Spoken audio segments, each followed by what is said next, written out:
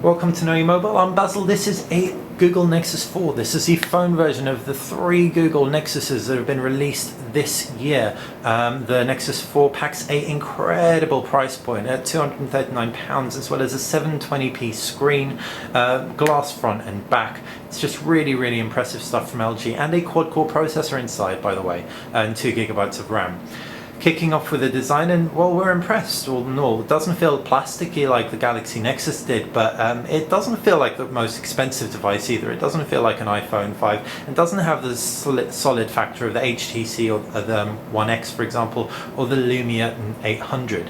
However, it is stunning. The screen is really sharp, beautiful whites, on-screen buttons, pure Google Nexus, curved corners, sits comfortably in the hand. What more can we say? On the right, you've got a power button. On the left, you've got a volume rocker. Down below, a micro USB port, while up top is the 3.5mm headphone jack.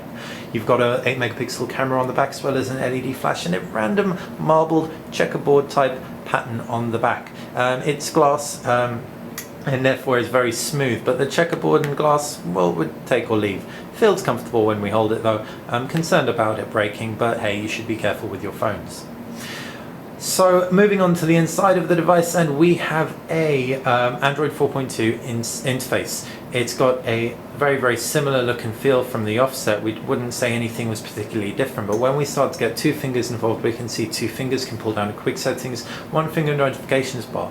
If we jump into the lock screen as well, we can find that we've got lock screen widgets. These can be expanded or contracted quite easily, and a swipe to the right hand side will pull us into our camera, which brings us on to our final point about Android 4.2. Its camera module is completely different. Still tap to focus as we've gotten used to. However, a long press on the screen will give us some options. If we take it through to HDR mode, for example, take a picture of this Google Nexus, Samsung Galaxy Nexus even. We've taken the shot. We can check out the HDR shot with a swipe. I do believe a swipe. Whoops. Let's grab our camera stuff.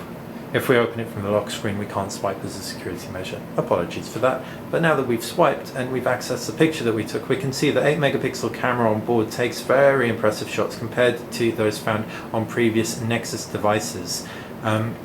Really impressed overall by this device based on our first impressions, especially considering the price point. There's really little more to say. 1.5 gigahertz quad-core processor inside is something we'll put through its paces in our review, as with the batteries. So stay tuned to Know Your Mobile's video channel, and if you've got any questions, please fire them below in a comment. Thanks for watching.